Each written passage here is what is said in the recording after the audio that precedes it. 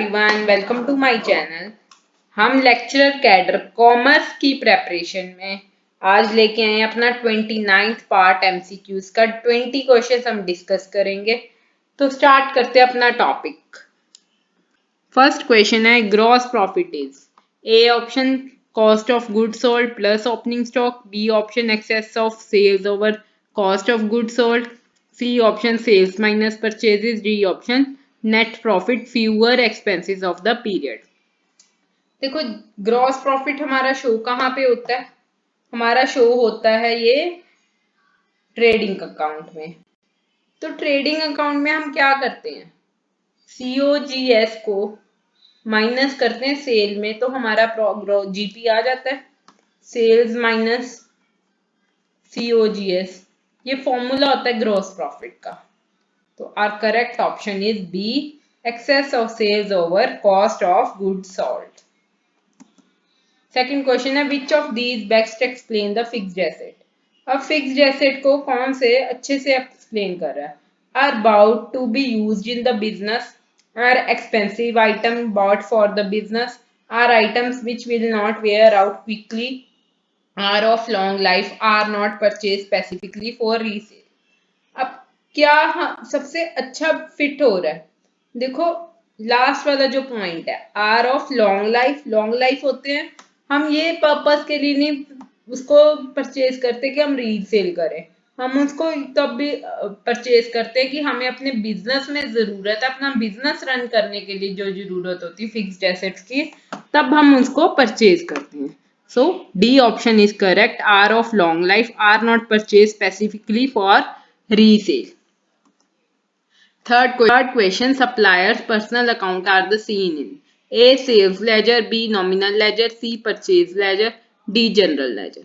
देखो, सप्लायर का अकाउंट है, किसमें शो होगा? सप्लायर कौन होते हैं? जो हमें गुड्स भेज रहे हैं, सप्लाई कर रहे हैं, तो उनका कहाँ पे शो हो गए? वो परचेज लेजर में, बिकॉज हम उनसे परचेज कर रहे हैं goods. Fourth question, at the balance sheet date, the balance of the accumulated provision for depreciation account is transferred to depreciation account, transferred to asset account, transferred to profit and loss account, simply deducted from the gross value of asset in the balance sheet। तो हम provision for depreciation का जो year and में balance sheet होता है, वो हम balance sheet में क्या करते हैं? एसेट जो होती है उसमें से माइनस कर देते हैं। सो are correct option is D, simply deducted from the gross value of assets in the balance sheet। Fifth question है if we take goods for own use we should। अगर हम अपने यूज के लिए गुड्स ले रहे हैं बिजनेस से, तो उसकी ट्रीटमेंट क्या होगी? A debit drawings, C and credit purchases, B debit drawings and credit stock account, C debit sales account credit stock account, D debit purchase account credit drawings account. तो इसकी ट्रीटमेंट होती है debit करते हैं हम drawings account and credit करते हैं purchase account. So A option is our correct option, debit drawings account and credit purchases account. Sixth question, carriage inward is shown on debit side of trading account, debit side of P&L account, C option asset side of balance sheet, D option liability side of balance sheet।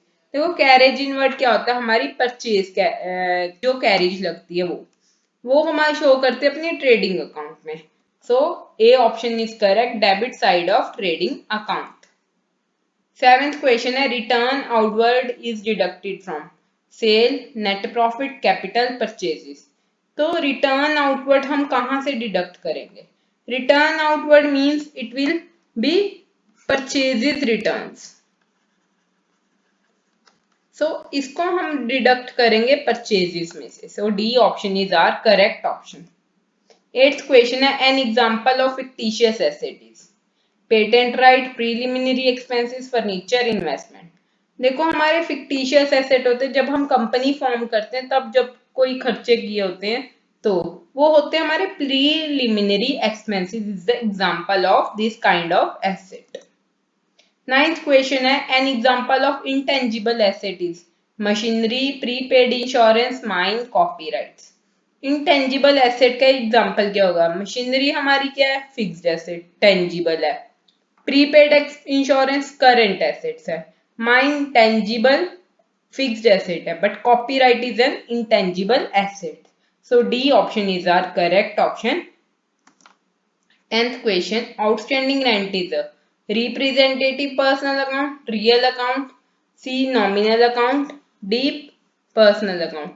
देखो rent generally हमारा account होता है nominal account, but जब वो हमारा outstanding rent बन जाता है तो वो बन जाता है हमारा रिप्रेजेंटेटिव पर्सनल अकाउंट, बिकॉज हमें उस एक पर्सन के पे पैसे पे करने हैं. अभी हमें वो आउटस्टैंडिंग है, हमने उसको पे करना है. हमारा एक स्पेसिफिक जैसे रेंट है तो ओनर को बिल्डिंग के पेमेंट करनी है हमने रेंट की. 11th question, it is necessary to make a distinction between capital and revenue item because it is helpful to assess financial position. B, it is helpful in calculating true profit or loss. C, it is required by accounting principle. D, all of the above. देखो capital और revenue items को हमें के बीच difference करना क्यों जरूरी है. देखो बिकॉज ये हमारी फाइनेंशियल पोजीशन को अच्छे से असेस करती हैं, ये कैलकुलेशन कर प्रॉफिट एंड लॉस की करने में हेल्प करती हैं, और अकाउंटिंग प्रिंसिपल. देखो तीनों ही इंपॉर्टेंट है कैपिटल और रेवेन्यू आइटम्स को डिस्टिंक्शन करने में. So all of the above are correct option. 12th question है expenditure of installation of a new machineries, capital expenditure, revenue expenditure, deferred revenue expenditure, recurring expenditure.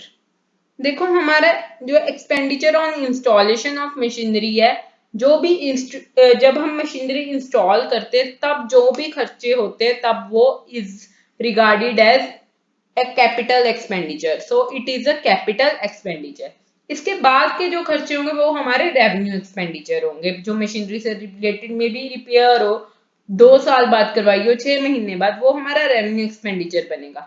But जब install करवाते हैं तब कोई carriage का खर्चा हो, कोई हमने लेबर को पेमेंट की हो, ये सब हम उसको कैपिटल एक्सपेंडिचर मानते हैं.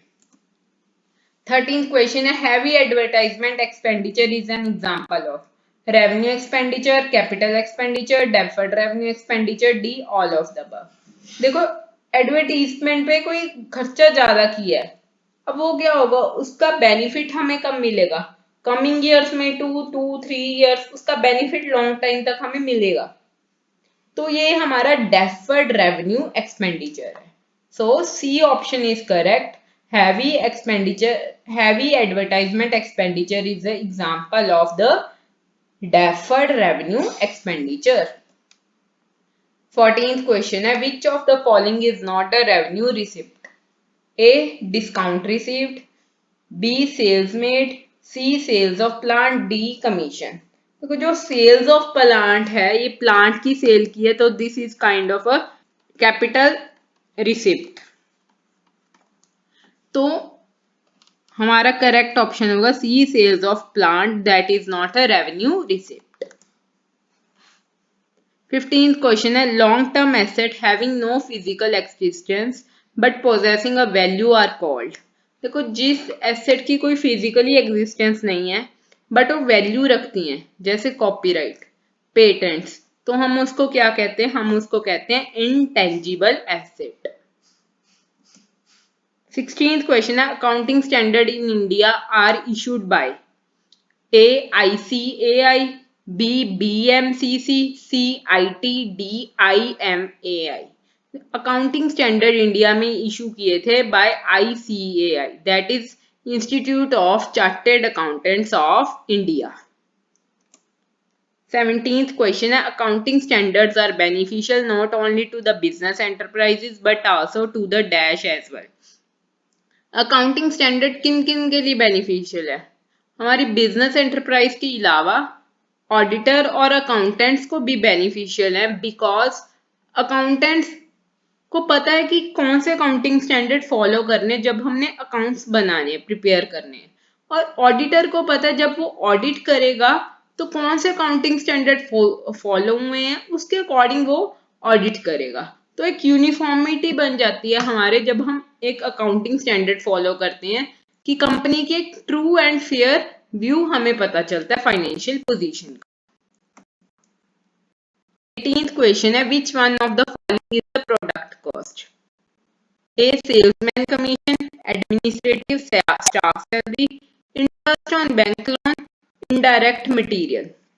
देखो इसका करेक्ट ऑप्शन होगा डी, इनडायरेक्ट मटेरियल। जो भी खर्चा हुआ है प्रोडक्ट पे, जो डायरेक्टली हमारे प्रोडक्ट बनाने पे नहीं हुआ बट प्रोडक्ट पे खर्चा हुआ है, वो उसको हम इनडायरेक्ट मटेरियल बोलते हैं। 19th question, where several undertakings of the same industry use the same costing principle they make use of? कहते जब किसी इंडस्ट्री में सेम कॉस्टिंग प्रिंसिपल यूज करे, सेम कॉस्टिंग मेथड यूज कर रहे हैं, तो उस मेथड को हम क्या कहते हैं? A option absorption costing, B option uniform costing, C option margin costing, D option historical costing. जब सेम कॉस्टिंग मेथड यूज हो रहा हो तो एक ही इंडस्ट्री में, तो उसको कहते हैं हम uniform costing method. B option material with lowest price is issued first, this sentence is suitable to A LIFO, B HIFO, C FIFO, D NIFO. जब मटेरियल लोएस्ट प्राइस में इशू करते हैं पहले, तो वो it is a FIFO method, first in first out method.